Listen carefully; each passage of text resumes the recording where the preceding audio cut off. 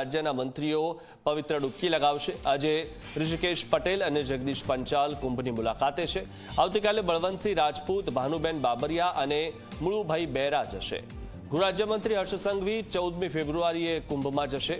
મંત્રીમંડળના તમામ સભ્યો ક્રમશઃ મહાકુંભમાં ડૂબકી લગાવશે।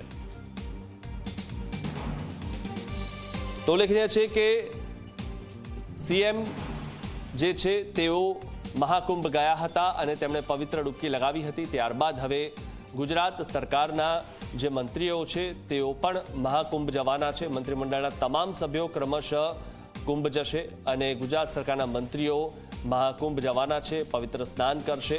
સંગમમાં રાજ્યના મંત્રીઓ પવિત્ર ડૂબકી લગાવશે।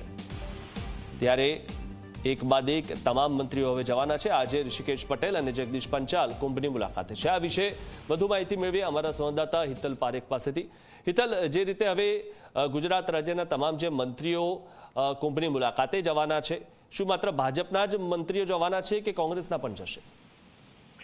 જી, ચોક્કસ એવું કહી શકાય કે અત્યારે રાજ્ય સરકારના મંત્રીમંડળના સભ્યોની જે માહિતી મળી છે એ અંતર્ગત મુખ્યમંત્રી કુંભમાં સ્થાયી સ્નાન કરી આવ્યા છે અને ત્યાર પછી હવે મંત્રીમંડળના તમામ સભ્યો ક્રમશઃ કુંભની મુલાકાત લેશે।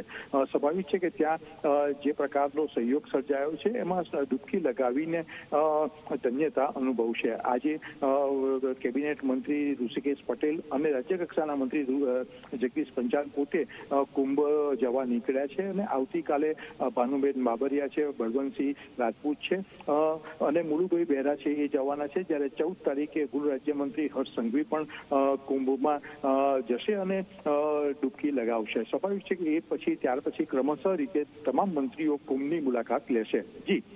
જી, આભાર હિતલ, માહિતી આપવા બદલ।